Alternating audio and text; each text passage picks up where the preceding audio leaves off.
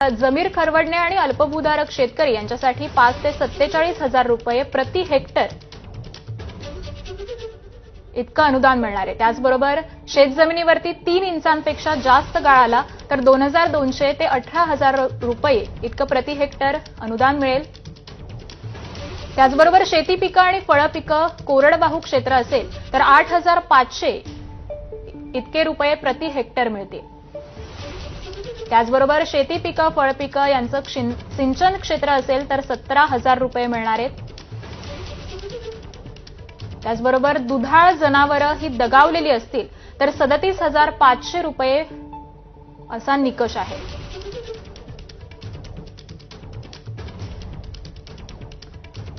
यामध्ये जर बैल दगावलेला असेल तर 32,000 रुपये मिळतील।